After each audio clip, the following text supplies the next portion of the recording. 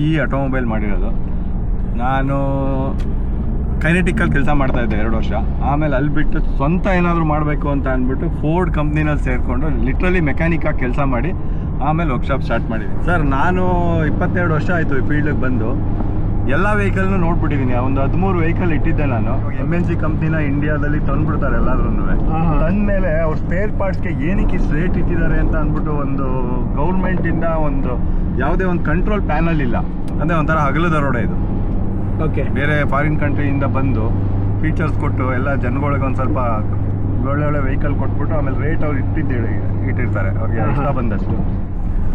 Madhukar sir, ಸುಮಾರು ಒಂದು 1200ರಿಂದ 1300 kilometre ನಾವು ಬಂದಿದ್ದೀವಿ ಇನೋವಾದಲ್ಲಿ.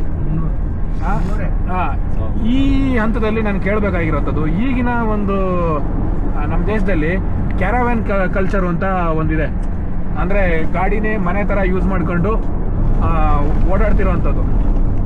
ಅಂಥ ಒಂದು ಇದಕ್ಕೆ ಕಲ್ಚರ್ನ ನೀವು ಒಂದು ಆಟೋಮೆಟಿಕ್ ಎಂತೂಸಿಯಾಸ್ಟಿಕ್ ಆಗಿಬಿಟ್ಟು ಹೇಗೆ ನೀವು ಅದನ್ನು ಡಿಸ್ಕ್ರೈಬ್ ಮಾಡ್ತೀರಾ? ಮತ್ತು ಯಾವ ವೆಹಿಕಲ್ಲು ಇಂಥ ಲಾಂಗ್ ಜರ್ನಿಗಳಿಗೆ ಕ್ಯಾರವ್ಯಾನ್ ಇದಕ್ಕೆ ಮಾಡೋದಕ್ಕೆ ಒಳ್ಳೆ ಗಾಡಿಗಳು, ಅದರದ್ದೊಂದು ಸ್ಪೆಷಾಲಿಟಿ ಏನು, ಅದನ್ನು ನೀವು ಹೇಳ್ಬೋದಾ? ಕ್ಯಾರವ್ಯಾನ್ ಮಾಡ್ಬೇಕಂತ ಅಂದ್ರೆ ನಿಮ್ಗೆ ಆಪ್ಷನ್ಸು ಆ ಥರ ಸೆಗ್ಮೆಂಟಲ್ ವೆಹಿಕಲ್ ಕಮ್ಮಿ ಇರೋದು. ಆ್ಯಕ್ಚುಲಿ TTಗೆ ಹೋಗ್ಬೇಕು. ಇವಾಗ ಅದರಲ್ಲಿ ಅರ್ಮಾನಿಯಾ ಅಂತ ಬಿಟ್ಟಿದ್ದಾರೆ ಒಂದು. ಫೋರ್ಸ್ ಅರ್ಮಾನಿಯಾ. ಫೋರ್ಸ್ ಅರ್ಮಾನಿಯಾ ಅವ್ರದ್ದು ಟೆಂಪೋ ಟ್ರಾವೆಲರ್ ಫೋರ್ಸ್ ಅವ್ರದ್ದೆ.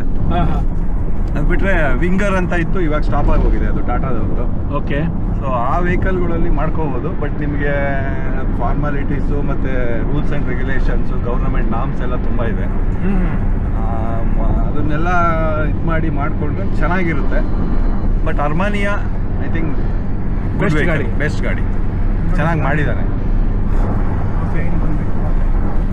ಇಲ್ಲೊಂದು ಯಾವುದೋ ಒಂದು ಟಾಪ್ ಅಪ್ ಆಗಿದೆ, ಯಾವುದೋ ಗಾಡಿ, lorry, cement lorry. So next ಈಗ ಅಪಾರ್ಟ್, ಈಗ ನಿಮಗೆ ಅರ್ಮಾನಿಯಾ ಬಿಟ್ಟು ಕೆಲವರೆಲ್ಲ ನಿಮಗೆ ಈ ತಾರು ಅಂತನೋ ಅಥವಾ ಕೆಲವರು ಇನೋವಾದಲ್ಲೇ ಅವರು ಮನೆ ಮಾಡ್ಕೊಂಡಿದ್ದಾರೆ, ಕೆಲವರು ಈ ಫೋರ್ಸ್ ಗೂರ್ಖಾ ಅದರಲ್ಲೂ ನಿಮಗೆ ಇಡೀ ತಿರುಗ್ತಾ ಇದ್ದಾರೆ, ಯಾವುದು ದೇಶ ತಿರುಗ್ತಾ ಇದ್ದಾರೆ. ಸೊ ಅಂಥವರಿಗೆಲ್ಲ ಅಂದರೆ 4x4 ವೆಹಿಕಲ್ಸ್ ಇಟ್ಕೊಂಡು ನಾವು ಕ್ಯಾರವ್ಯಾನ್ ಟೈಪು ಅಥವಾ ಅದನ್ನೇ ನಾವು ಮೇನ್ ಟ್ರಾವೆಲಿಂಗ್ ಅಂತ ಯೂಸ್ ಮಾಡಿದ್ರೆ ಅದ್ರ ಬಗ್ಗೆ ನಿಮಗೆ ನಿಮ್ದೊಂದು ಒಪಿನಿಯನ್ ಏನು? ಅಲ್ಲ, ಮಾಡ್ಬೋದು. ಇನೋವಾದಲ್ಲೂ ಮಾಡ್ಬೋದು, ಇದು ತಾರಲ್ಲೂ ಮಾಡ್ಬೋದು. ಬಟ್ ಕಮ್ಮಿ ಜನ ಟ್ರಾವೆಲ್ ಮಾಡೋಕ್ಕಾಗುತ್ತೆ ಅದರಲ್ಲಿ. ಮ್ಯಾಕ್ಸಿಮಮ್ ಅಂತ ಅಂದ್ರೆ 4 ಮೆಂಬರ್ಸ್ ಮಾಡ್ಬೋದು ಅಷ್ಟೇ. ಓಕೆ. ಸೊ 4 ಮೆಂಬರ್ಸು ನೀವು ತುಂಬ ಜನ ಹೋಗ್ಬೇಕು ಅಂತ ಅಂದರೆ ದೊಡ್ಡ ವೆಹಿಕಲಲ್ಲಿ ಮಾಡ್ಕೊಳ್ಳೋದು ಒಳ್ಳೆಯದು. ಬಟ್ ಇದರಲ್ಲಿ ಆಪ್ಷನ್ಸ್ ಎಲ್ಲ ಕಮ್ಮಿ ಇರುತ್ತೆ ನಿಮಗೆ. ಓಕೆ. ನಾವು ನೋಡಿದ್ವಿ, ಈವನ್ ಟೊಯೋಟಾ ಹಿಲಾಕ್ಸು ಮತ್ತು ಇಜುಜು ವಿಕ್ರಾಸು, ಆಮೇಲೆ ನಿಮ್ಮ ಯೋಧಾ, ಈವನ್ ಟಾಟಾ ಯೋಧದಲ್ಲೂ ಕೂಡ ಮಾಡಿದ್ದಾರೆ ಕೆಲವರು. ಮಾಡ್ಬೋದು. ಬಟ್ ಹೆಲಾಕ್ಸು ಅವೆಲ್ಲ ತುಂಬ ಎಕ್ಸ್ಪೆನ್ಸಿವ್ ಆಗುತ್ತೆ. ಮಿಡಲ್ ಕ್ಲಾಸ್ ಪೀಪಲ್ಸ್ಗೆ ಸ್ವಲ್ಪ ಕಷ್ಟ, ಅಫೋರ್ಡಬಿಲಿಟಿ ಬೇರ್ ಮಾಡೋದಿಲ್ಲ. ಬಟ್ ಹೆಲಾಕ್ಸ್ ಇದೆಯಲ್ಲ ತುಂಬ ಒಳ್ಳೆ ವೆಹಿಕಲ್, ಅದನ್ನ ಬೇಕಾದ್ರೆ ಮಾಡ್ಕೋಬೋದು. ಸೊ ಸೂಪರ್, ಲಿಮಿಟೇಷನ್ಸ್ ಇರಲ್ಲ. ಈಗ ಬ್ಯಾಕ್ ಟು ಮತ್ತೆ ನಾರ್ಮಲ್ಲು. ಈಗ ನಾನು ಹಿಂಗೆ ಕೇಳ್ತಾ ಇದ್ದೀನಿ, ನೀವು ಒಂದು ಆಟೋಮೆಟಿಕ್ ಫೀಲ್ಡ್, ಇದು ಆಟೋಮೊಬೈಲ್ ಫೀಲ್ಡಲ್ಲಿ ಇರೋದ್ರಿಂದ ನಮ್ಮ ರೋಡ್ಗಳಿಗೆ, ನಮ್ಮ ದೇಶಕ್ಕೆ, ನಮ್ಮ ಒಂದು ರಾಜ್ಯಕ್ಕೆ ಯಾವ್ಯಾವ ಬ್ರ್ಯಾಂಡಿನ ಗಾಡಿಗಳು ಒಂದು ನೀವು ರೆಕಮೆಂಡ್ ಮಾಡ್ತೀರಾ? ಲೈಕ್ ಅವ್ರದ್ದು ಸರ್ವಿಸ್ ಆಗಿರ್ಬೋದು, ರಿಲಯಬಿಲಿಟಿ ಆಗಿರ್ಬೋದು, ಡ್ಯೂರಬಿಲಿಟಿ ಆಗಿರ್ಬೋದು, ಅದನ್ನೆಲ್ಲ ಕೌಂಟ್ ಮಾಡಿಕೊಂಡು ಕೆಲವರು ಈ ಕಾಂಪ್ರಮೈಸ್ ಇಲ್ದಂಗೆ ನೀವು ಕೊಟ್ಟಿರೋಂಥ ದುಡ್ಡಿಗೆ ಇದು ವರ್ತಿ ವೆಹಿಕಲ್, ವರ್ತಿ ಬ್ರ್ಯಾಂಡ್ ಅಂತ ಇದ್ದರೆ ಅಂಥದ್ದನ್ನು ನೀವು ಯಾವ್ದು ಮೆನ್ಷನ್ ಮಾಡ್ತೀರಿ? ನಂದು ಒಂದು 22 ವರ್ಷ ಎಕ್ಸ್ಪೀರಿಯನ್ಸ್ ಪ್ರಕಾರ ಟೊಯೋಟಾ ದಿ ಬೆಸ್ಟ್. ಅವ್ರದ್ದು ಯಾವುದೇ ಪ್ರಾಡಕ್ಟ್ ಆಗಲಿ, ಓಕೆ, ಈವನ್ ಕ್ವಾಲಿಟಿ ಇರ್ಬೋದು, ಡ್ಯೂರಬಿಲಿಟಿ ಇರ್ಬೋದು, ಮೇಂಟೆನೆನ್ಸ್ ಇರ್ಬೋದು. So best vehicle Toyota, Japanese. ಅದು ಬಿಟ್ಟರೆ ನೆಕ್ಸ್ಟ್ ಹೋಂಡಾನೇ. ಹೋಂಡಾದಲ್ಲೂ ನಿಮಗೆ ಮಾಡೆಲ್ಸ್ ಕಮ್ಮಿ ಇದೆ, ಬಟ್ ಗ್ರೌಂಡ್ ಕ್ಲಿಯರೆನ್ಸ್ ಒಂದು ಡ್ರಾಬ್ಯಾಕ್ ಅದರಲ್ಲಿ. ಅದು ಬಿಟ್ಟರೆ ನಮ್ಮ ಮಾರುತಿನೇ. ಇನ್ನು ಬೇರೆ ಎಲ್ಲ ಇದ್ದಾವೆ, ಟಾಟಾ, ಮಹೀಂದ್ರ, ಮತ್ತು ವೋಲ್ಕ್ಸ್ವ್ಯಾಗನ್ನು, ಫೋರ್ಡ್ ಎಲ್ಲ ಇದೆ.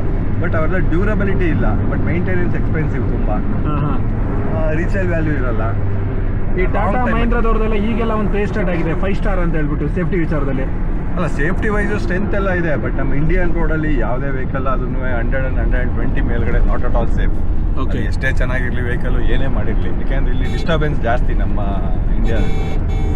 ಓಕೆ, ಅದರಿಂದ ವಿತಿನ್ 100 ಸ್ಪೀಡಲ್ಲಿ ಓಡಿಸ್ಕೊಂಡು ಸೇಫ್ ಆಗಿದ್ದರೆ, ಕಾನ್ಷಿಯಸ್ ಆಗಿದ್ದರೆ ಎಲ್ಲ ವೆಹಿಕಲ್ಲು ಸೇಫೇ. So super. ಇದು ಈಗಿನ ಒಂದು ಸಣ್ಣ ವಿಡಿಯೋ. ಇನ್ಯಾವುದಾದ್ರು ಕ್ವಶನ್ ಉಳಿದ್ರೆ ಮತ್ತೆ ವಿಡಿಯೋ ಮಾಡೋಕ್ಕೆ ನಿಮ್ಮ ಮುಂದೆ ಕ್ಯಾಮ್ರಾ ತಗೊಂಬರ್ತೀನಿ. ಸತೀಶ್ ಸರ್ ಅವರು ಸಣ್ಣದಾಗಿ ನಿದ್ದೆ ಮಾಡ್ತಿದ್ದಾರೆ, ಮಾಡಲಿ. ಆಮೇಲೆ ಮಹೇಶ್ ಸರ್ ಅವರು ಗಾಡಿ ಓಡಿಸ್ತಾ ಇದ್ದಾರೆ, ಓಡಿಸಿ. ಸೊ ಈಗ ನಾವು MP ಹೋಗ್ತಾ ಇದ್ದೀವಿ. ನಾನು ಆವಾಗಲೇ ಹೇಳ್ದಂಗೆ ಸುಮಾರು ಇನ್ನೂ ಒಂದು 400ರಿಂದ 450 ಕಿಲೋಮೀಟ್ರು ನಮಗೆ ತೋರಿಸ್ತಾ ಇದೆ. ಸಂಜೆ 11 ಲೇಟ್ ನೈಟು 11 ಗಂಟೆ ಹೊತ್ತಿಗೆ ನಾವು ರೀಚ್ ಆಗುತ್ತೆ ಅಂತ ಗೂಗಲ್ ಹೇಳ್ತಾ ಇದೆ. ಈಗ 7 ಗಂಟೆ ಹೇಳ್ತಾ ಇದೆ. 7 ಗಂಟೆ ಹೇಳ್ತಾ ಇದೆ ಈಗ. ಓಕೆ, 7 ಗಂಟೆ ಹೇಳಿದ್ರೆ ನಾವು 7 ಗಂಟೆ ನಾವು ಅಲ್ಲಿ ರೀಚ್ ಆಗ್ತೀವಿ. ಅಲ್ಲಿದ್ದು ಏನು ಎತ್ತ ಅಂತೇಳಿ ನಮಗಿನ್ನೂ ಗೊತ್ತಿಲ್ಲ. ಪ್ಲಾನ್ಗಳು 108 ಇದ್ದಾವೆ. 7 ಗಂಟೆ ಹೇಳ್ತಿದೆ ಈಗ ಸರ್, ಚೆಕ್ ಮಾಡಿ. 7:45 ಅಂತ ಅವರು 11 ಹೇಳಿದ್ದು. 11 ನನಗೆ 7. ಓಕೆ, ಇರಲಿ. ಸೊ ಪ್ಲಾನ್ಗಳು ಸುಮಾರಿದೆ. ಆ ಪ್ಲಾನ್ಗಳು ಈಗಿನ ಸಿಚುವೇಶನಲ್ಲಿ ಅಲ್ಲಿ ಎಕ್ಸಿಕ್ಯೂಟ್ ಆಗುತ್ತಾ, ಅದೇ ರೀತಿ ನಡೆಯುತ್ತಾ ಅನ್ನೋದು ನಮಗೆ ಗೊತ್ತಿಲ್ಲ. ಯಾಕಂದರೆ ನಾವು ಇನ್ನೂ 450 ಕಿಲೋಮೀಟ್ರ್ ಹಿಂದೆ ಇದ್ದೀವಿ. ಈಗಷ್ಟೇ ನಾನು ಅರ್ಬಾನಿಯಾ ಬಗ್ಗೆ ಮಾತಾಡ್ತಾ ಇದ್ದೆ. ನೋಡಿ, ಇದೇ ಅರ್ಬಾನಿಯಾ ಗಾಡಿ, 400 12 ಸೀಟರ್ ಗಾಡಿ. ಸುಮಾರು 39 ಲ್ಯಾಕ್ಸ್ ಆಗುತ್ತೆ ಅಂತ ಹೇಳಿದ್ರು. ಇದು ಯಾವುದೋ ಆಂಧ್ರ ಪ್ರದೇಶದ ಗಾಡಿ. ನಮಸ್ತೆ. నమస్తే. ఎక్కడి నుంచి? గుంటూరు నర్సాపేట. గుంటూరు. నాకు తెలుగు అంతా లేదు. పర్వాలేదు. పర్వాలేదా? అర్థమవుతుందా? అవునా? हिंदी यार इंग्लिश? हिंदी. ना हिंदी बोलो. Comfortable Hindi? Comfortable Hindi. Okay. कितना लगेगा गाड़ी को? एक टाइम में बोल दो, मतलब पैसे के बारे में. मोलने का? On road. On road 38 lakh 38.5. 38.5 lakh. आप अभी किधर जा रहा है? मतलब अभी हम जा रहे हैं प्रयागराज. प्रयागराज. सुपर. गाड़ी चलाने में कैसे लगता है? अच्छा है. दिखा दो अंदर. हाँ दिखा दो, नो प्रॉब्लम. Super sir. ಇದೇ ನೋಡಿ ಒಳಗಡೆ ಹೇಗೆ ಕಾಣುತ್ತೆ ಅಂತ ಹೇಳ್ಬಿಟ್ಟು. ಯಾವುದು ಸೀಟ್ಗಳೇನು ಇರೋದಿಲ್ಲ, ಅಲ್ಟಿಮೇಟ್ ಆಗಿ ಗಾಡಿ ಕಾಣುತ್ತೆ. ಇದು ಡ್ರೈವರ್ ಕನ್ಸೋಲು ಈ ರೀತಿ ಇದೆ. ಇಲ್ಲಿ ಸಿಸ್ಟಮ್ ಇರುತ್ತೆ. ಇಲ್ಲಿಂದ ಹಿಂದ್ಗಡೆ ನಿಮಗೆ ಇದಿರುತ್ತೆ. ಈ ಸೀಟ್ಗಳೇನು ಇರೋದಿಲ್ಲ. ಇದನ್ನು ನೀವು ಕ್ಯಾರವೆನ್ ಆಗಿಬಿಟ್ಟು ಯೂಸ್ ಮಾಡ್ಬೋದು. ಓಕೆ, ಈ ರೀತಿ ಕಾಣುತ್ತೆ. ಇದು 39 lakhs, on road, 12 seater. Super.